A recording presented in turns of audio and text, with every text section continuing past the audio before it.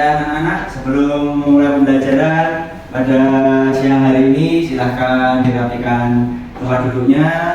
Yang masih main HP silahkan ditaruh dulu, lanjut lagi. Nah, yang sampingnya ada sampah silahkan diambil dan dibuang di tempat sampah.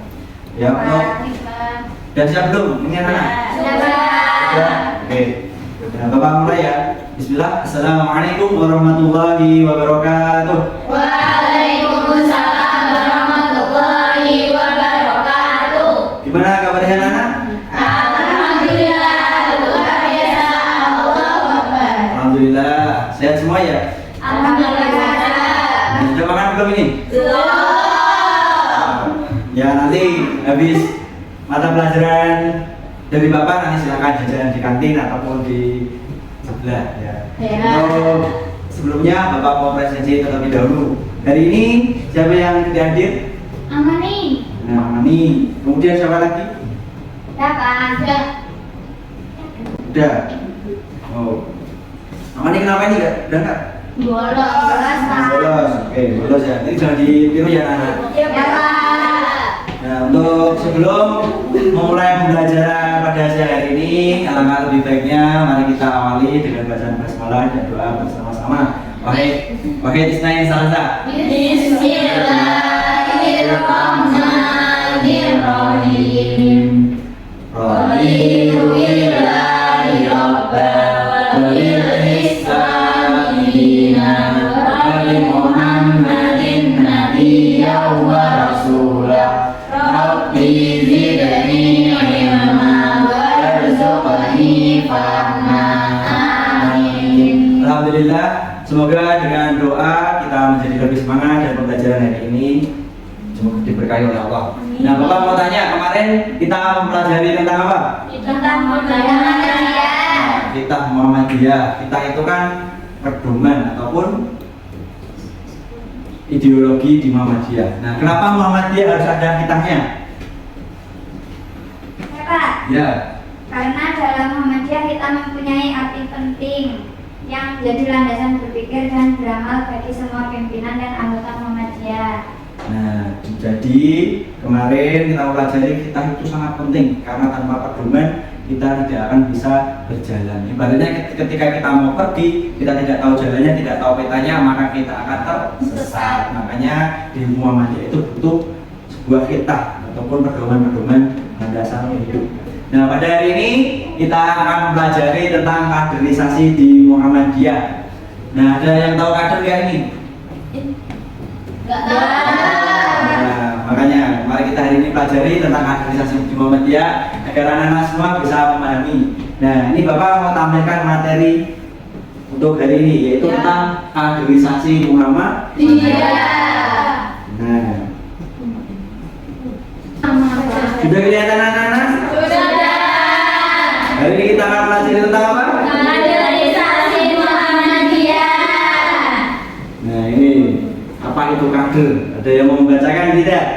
Apa itu kader? Kader berasal dari bahasa Prancis, maksudnya adalah anggota inti yang menjadi bagian terpilih dalam lingkup dan lingkungan pimpinan serta mendampingi di sekitar kepemimpinan. Kader bisa berarti pula sebagai jantung suatu organisasi. Jika kader dalam suatu kepemimpinan lemah, maka seluruh kekuatan kepemimpinan juga akan lemah. Kader berarti pula pasukan inti. Daya juang pasukan inti ini sangat tergantung dari nilai kadernya yang berkualitas, berwawasan, militan, dan penuh semangat. Nah, itu adalah pengertian kader di Muhammadiyah. Jadi kader itu adalah anggota inti ataupun kita bisa menyebutnya ketua, bendahara, dan sekretaris ya. Secara lebih mudahnya. Jadi kader ini nanti yang menjadi penggerak ujung tombak sebuah organisasi. Nah, betul sekali. Nah, fungsinya kader apa? Ya, fungsinya kader yaitu untuk untuk keberlangsungan organisasi itu sendiri. Tanpa ada kader, tanpa ada nakoda yang mengarahkan organisasinya, maka tidak akan berjalan sesuai dengan tujuan atau visi misi di awal. Nah, itu fungsinya. Nah, ini juga ada landasannya yaitu surat An-Nisa ayat 9. Nah, yang artinya itu dan hendaklah kalian itu takut kepada Allah meninggalkan anak-anak di belakang mereka yang khawatir terhadap kesejahteraannya. Nah, maknanya apa? Ketika kita meninggalkan sebuah generasi yang lemah, maka generasi selanjutnya akan semakin lemah. Jadi ketika kita sebagai seorang yang hari ini tahu akan sebuah kebenaran, maka bagaimana caranya kita mendidik generasi selanjutnya yang bisa melaksanakan kebenaran itu agar selalu berjalan. Ibaratnya ada estafet-estafetnya yang menggerakkan di masanya. Ibaratnya setiap masa itu ada orangnya. Orangnya itulah yang kita akan didik menjadi seorang kader. Nah, itu adalah pembuka pada materi hari ini. Agar hari ini pembelajaran lebih aktif, kalian bisa berpikir secara kritis dan bisa menumbuhkan kemandirian. Nah, Bapak mau menggunakan pembelajaran hari ini dengan pembelajaran strategi reading gate. Nah, pada hari ini Bapak mau membagikan lembar gate-nya, nanti kalian membaca modul ajar yang kalian punya. Nah, nanti ketika sudah menemukan jawabannya ataupun sesuai langkah-langkah di gate-nya, kalian tuliskan ya. Ya Pak. Paham belum ini anak-anak? Paham. Ini semua sudah ada buku modul ajarnya kan? Ada. Ya, ini Bapak bagikan ya lembar gate-nya. Ada Pak.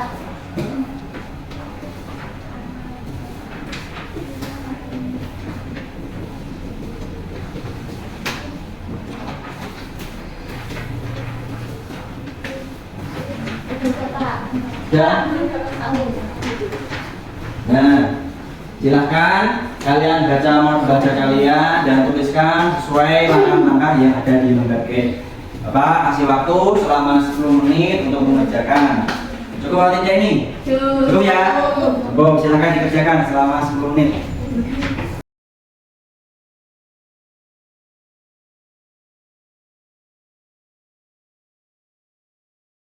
Selesai anak? Nah, alhamdulillah kalau sudah selesai berarti sudah mengerjakan sesuai di langkah-langkah di gate-nya ya. Ya Pak. Nah, ini untuk gate yang pertama, ada yang mau menyampaikan? Saya Pak. Ya, silahkan. Yang pertama, kebenaran Muhammadiyah sebagai organisasi kader. Menurut Muhammadiyah, kader sangat penting bagi organisasi maupun umat Islam. Dan Muhammadiyah beranggapan bahwa membentuk kader itu merupakan hal yang terpenting, juga perintah implementasi dari surat An-Nisa ayat 9. Nah, benar yang disampaikan tadi oleh Ananda Ica, bahwasanya tanpa sebuah kader organisasi itu tidak akan berjalan. Nah, kenapa Muhammadiyah kok dianggap sebagai organisasi kader? Ya, karena ketika Muhammadiyah ingin berjalan, ingin terus terlihat eksistensinya, nah, Muhammadiyah juga harus mencetak kader, harus membuat generasi-generasi yang baru yang melanjutkan persyarikatan Muhammadiyah baik di dalam maupun di luar Muhammadiyah itu sendiri. Nah, sudah paham atau belum ini anak-anak? Nah, sudah paham ya tentang kebenaran Muhammadiyah sebagai organisasi kader. Yang kedua, siapa yang menyampaikan? Saya. Ya, silakan. Jalur kaderisasi Muhammadiyah. Proses kaderisasi di Muhammadiyah dilaksanakan melalui beberapa jalur. Ada jalur keluarga, amal usaha, organisasi otonom, dan jalur program khusus seperti majelis pendidikan kader. Ya, jalur perkaderan di Muhammadiyah seperti yang disampaikan oleh Ananda Emil tadi, bahwasanya itu ada beberapa jalur. Nah, yang pertama tadi yaitu jalur keluarga. Nah, ibaratnya gini anak-anak, ketika bapak memiliki anak, kemudian memiliki istri, nah, pasti seorang bapak itu kan sebagai seorang pemimpin jadi panutan. Nah, anak dan istrinya ini diajak untuk bermuhammadiyah. Contohnya ikut pengajian, terus diajarkan bagaimana sholat yang benar sesuai tuntunan Al-Quran dan As-Sunnah. Nah, kemudian yang kedua tadi ada jalur organisasi otonom. Nah, organisasi otonom itu ya seperti kalian ikuti PM. Ada yang ikuti PM anak-anak? Ya. Siapa katakan? Saya. Oh, ternyata banyak sekali yang ikuti PM. Nah, ini adalah contoh yang real tentang kaderisasi Muhammadiyah di tingkat pelajar, salah satunya ikuti PM. Nah, untuk hari ini yang Bapak sampaikan hari ini ada pertanyaan atau tidak ini anak-anak? Tidak. Berarti sudah paham semua ya? Sudah. Nah, sebelum Bapak mengakhiri pembelajaran pada siang hari ini, ada yang mau menyampaikan inti dari pembelajaran hari ini itu apa? Ya, ada yang masih ingat dari awal Bapak menyampaikan sampai detik ini kalian mendapatkan apa? Tujuan dari pengadilan adalah untuk estafet kepemimpinan. Nah, benar sekali. Tujuan dari pengkaderan adalah untuk melanjutkan estafet kepemimpinan. Setuju tidak anak-anak? Setuju. Nah, terus satu lagi biar kalian tidak sia-sia belajarnya apa? Yang bisa menyampaikan? Saya Pak. Ya, silakan. Tujuan dari kader Muhammadiyah yaitu sebagai tenaga inti penggerak persyarikatan yang memiliki totalitas jiwa, sikap, pemikiran, wawasan, dan kepribadian. Nah, benar sekali yang disampaikan Pak Herman. Bapak tambahin lagi ya. Nah, ketika kita mau beramal ataupun dengan yang lainnya, nah, disesuaikan dengan Al-Qur'annya. Jadi pengkaderan ini sudah diperintahkan sejak lama, yaitu salah satunya dalam Quran surat An-Nisa ayat 9. Nah, untuk hari ini itu saja yang Bapak sampaikan. Semoga kita bisa mengambil hikmahnya. Nah, motivasi dari Bapak, silahkan kalian nanti ketika dimanapun jadilah kader Muhammadiyah. Ingat pesannya Kiai Haji Ahmad Dahlan, hidup-hidupilah Muhammadiyah, jangan mencari hidup di Muhammadiyah. Nah, untuk pembelajaran hari ini itu saja yang Bapak sampaikan. Semoga bisa bermanfaat ke depannya.